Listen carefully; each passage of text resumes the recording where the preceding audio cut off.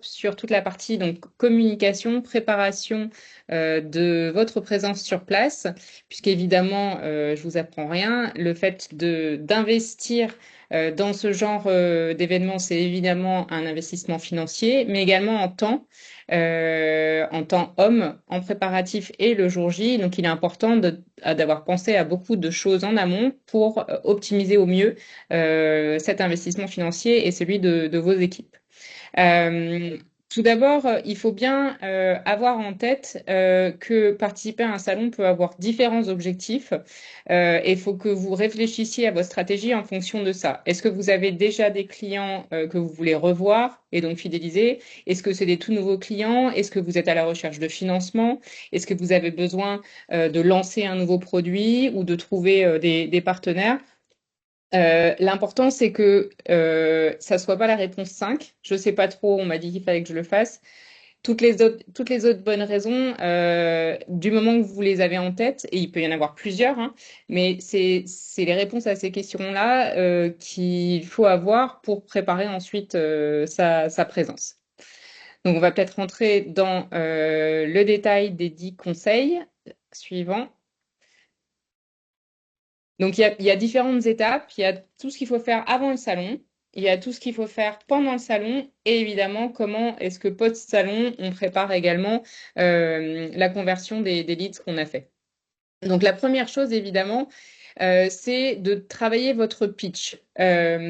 Vous savez évidemment présenter votre société, mais là, il faut essayer de le faire presque comme si vous alliez le faire à la chaîne un petit peu toute la journée, en fonction de, voilà, je rencontre quelqu'un, j'ai 30 secondes, bah, qu'est-ce que je lui dis en 30 secondes? Qu'est-ce que je lui dis si j'ai 2 minutes et qu'est-ce que je lui dis si j'ai 5 minutes? Ce sera peut-être pas le même discours, mais il est important que vous l'écriviez, que vous le répétiez pour que ça devienne fluide lors de vos rendez-vous, que ce soit sur votre stand ou alors que ce soit sur les rendez-vous d'affaires qui sont prévus. Et évidemment, dans les rendez-vous d'affaires, et ça on en reparlera après, vous devez adapter votre discours à l'interlocuteur que vous avez en fonction de sa société, ce que vous aurez trouvé en amont en regardant un petit peu le profil, en allant voir sur le site internet et en allant voir sur les profils LinkedIn, d'adapter la présentation de certaines parties de votre société, peut-être pas toutes, à ce qui vous semble pouvoir les intéresser. Si vous avez décidé d'avoir un stand, même si c'est un stand de 2 mètres carrés, de 4 mètres carrés, et qu'il n'y a pas beaucoup de place, vous avez tout à fait la possibilité de réfléchir à faire un stand attractif en travaillant sur des couleurs, en travaillant peut-être sur des petites animations. Là, j'ai mis des photos de différents éléments qu'on peut imaginer avec plus ou moins de budget d'avoir l'idée, c'est en fonction de votre objectif de réfléchir à qu'est-ce qui va vous permettre d'attirer l'attention et peut-être si votre objectif c'est de trouver de nouveaux clients, de récolter des leads, de récolter des inscriptions à un webinar pour pouvoir présenter un nouveau produit par la suite, ou alors plus quelque chose de ludique pour pouvoir créer de la proximité avec les clients. Et évidemment, là, je vois un petit jeu concours avec un iPad à gagner, donner une petite carotte pour pouvoir récolter encore plus de leads à travers un petit jeu concours, c'est quelque chose qui fonctionne toujours très bien. Donc, essayez d'imaginer aussi avec un kakémono qui explique très clairement les points forts et votre valeur ajoutée d'attirer l'œil sur votre stand, puisqu'il y a des personnes avec qui vous aurez rendez-vous qui vont venir, mais il y a peut-être aussi beaucoup de passages qui vont être attirés et avoir plus ou moins envie de s'arrêter à votre stand ou au stand d'à côté. Alors, on a évidemment la nécessité de préparer les outils. Peut-être que votre plaquette n'est pas totalement à jour. Peut-être que vos cartes de visite, alors que ce soit papier ou digital, il y a des choses à mettre à jour dessus. Peut-être une plaquette de présentation également de votre entreprise qui ne serait qu'en français, où il faut la mettre à jour en anglais pour des événements internationaux.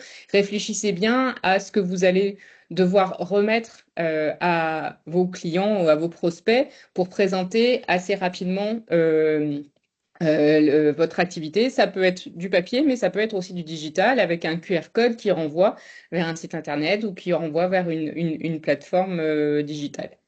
Euh, Préparez aussi les outils que vous allez utiliser sur le stand. Alors, j'ai mis quelques marques d'outils qui sont digitaux et qui fonctionnent bien sur ce type d'événement.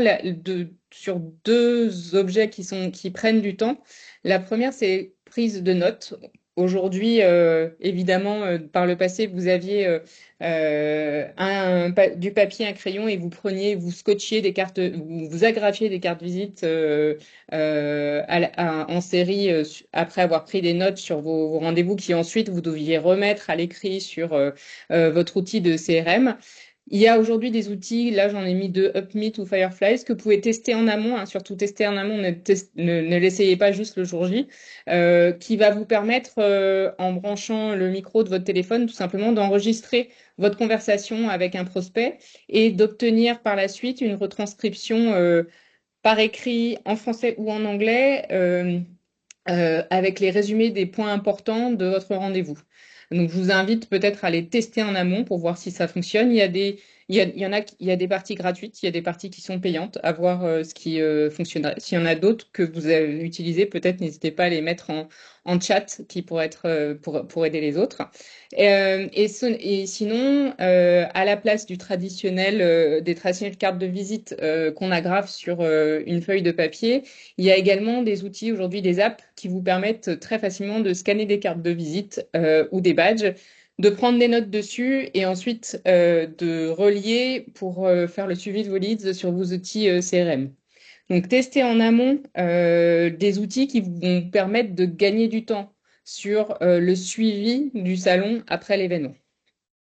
Et évidemment, un lead ne devient vraiment intéressant que quand il est réellement suivi. Sinon, ça va être du temps que vous allez passer et qui ne va pas être optimisé par la suite. Toujours en amont du salon, l'important, évidemment, c'est de faire savoir que vous êtes présent sur ce salon, même s'il y a des rendez-vous qui sont programmés. Peut-être que c'est l'occasion de faire venir des prospects que vous n'avez pas vus depuis longtemps ou des clients que vous n'avez pas vus longtemps.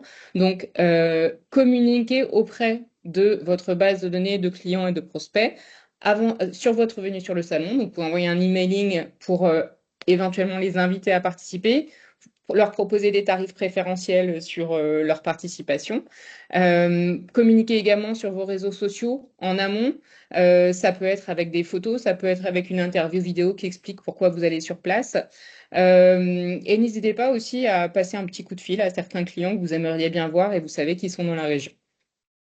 Lors de votre emailing, pensez bien à mettre en avant les 3 bonnes raisons que les personnes auraient de venir vous voir.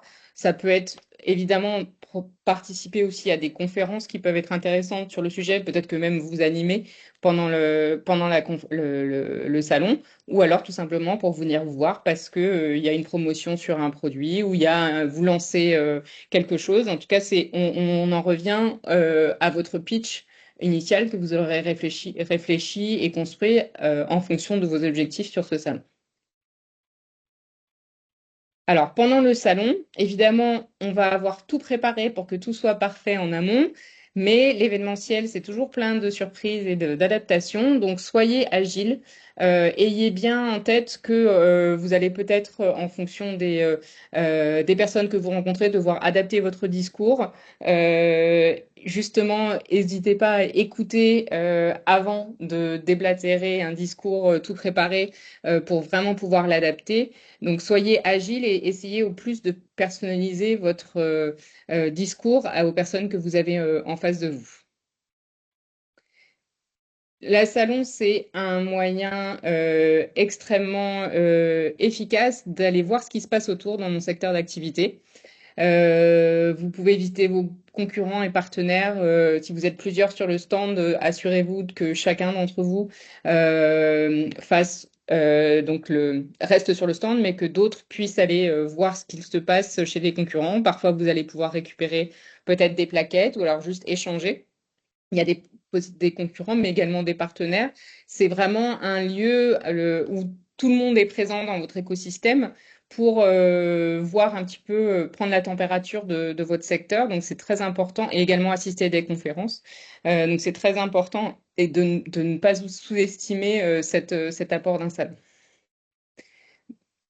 Sur les réseaux sociaux, on a dit qu'on communiquait en avant, mais évidemment, vous pouvez faire des lives pour faire vivre vos réseaux avec des photos de votre stand, peut-être une petite interview de vos équipes.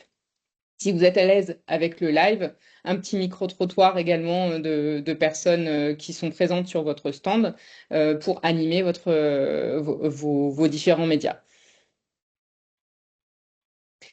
Et donc, pour terminer, évidemment, après le salon n'est pas fini puisque c'est là vraiment que tout se joue. Vous avez récolté beaucoup de leads, vous avez récolté beaucoup d'informations et il est important de les traiter rapidement puisque votre société, votre logo est encore frais dans la tête des personnes que vous avez rencontrées. Si vous ne réagissez pas assez vite, d'autres vont le faire et peut-être du coup ramasser le client qui peut vous intéresser. Donc assez vite, même avant d'être entré dans le détail, essayez de formaliser à travers un email de remerciement toutes les personnes que vous avez rencontrées. Donc toutes celles que vous allez rencontrer via les rendez-vous d'affaires, c'est assez facile à exporter, comme Marie nous a montré tout à l'heure. Mais également toutes les personnes que vous avez rencontrées sur votre stand en scannant les badges ou avec l'outil justement de scan que vous aurez choisi. Envoyer un email de remerciement qui va leur proposer qui va intégrer peut-être un lien vers une plaquette ou alors proposer un rendez-vous, proposer de participer à un webinar de manière assez rapide. Et vous pouvez également formaliser ces contacts à travers les réseaux sociaux en allant les demander en ami sur LinkedIn. Vous pouvez également poser sur LinkedIn quelques photos de bilan de post-salon qui permet de montrer voilà, tous les bons contacts que vous avez faits pendant ce salon. Et ensuite, il est important que vous ayez analysé le ROI de votre événement après l'événement. Alors pas tout de suite, puisqu'après il va falloir dans le temps évidemment évaluer ce qu'ont donné les différentes leads que vous avez rencontrées, mais garder un tableau de bord qui va vous permettre sur ce salon et sur d'autres, parce que comme ça vous allez pouvoir comparer la rentabilité des différents salons et peut-être prioriser certains les années d'après plutôt que d'autres. Donc ce fichier peut prendre comme contenu et comme ligne d'indicateur, par exemple, le nombre de visiteurs du salon, le nombre de visiteurs que vous avez eu sur votre stand, le nombre de rendez-vous que vous avez fait, le nombre de leads. Donc quand je dis leads, c'est des prospects qui sont qualifiés. Suivez aussi si vous avez utilisé les réseaux sociaux pour communiquer le taux d'engagement, les nombres de vues que vous avez eu sur vos différents outils. Et ensuite, post-salon, avec un petit peu de recul, calculer le ratio d'investissement. Voilà, j'ai dépensé pour ce salon 5 000 euros et j'ai eu 100 leads. Ça fait 5 euros le lead si mon calcul est bon. Et c'est ces chiffres-là qui vous permettront par la suite, déjà sur l'année 2, si vous reparticipez, de voir si vous êtes amélioré ou pas. Ou alors de décider que ce salon, il est moins pertinent pour moi, je vais peut-être investir plus dans un autre salon parce que mon investissement est plus rentable.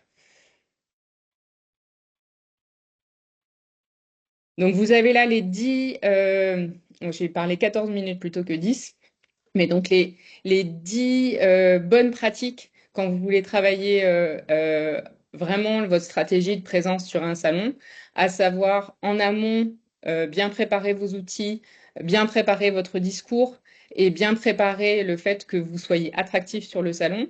Sur l'événement, soyez agile et allez parler à tout l'écosystème autour de vous. Et ensuite, n'oubliez pas post-événement, de traiter rapidement toutes les informations que vous avez récoltées et d'analyser comment vous pouvez vous améliorer sur les éditions prochaines. Et évidemment, on est sur un événement humain et il y a en plus des soirées, comme j'ai vu, qui avaient l'air très sympathiques. Donc l'idée, c'est de rencontrer du monde et de se préparer au mieux pour passer un bon moment, aussi bien d'un point de vue humain que d'un point de vue business.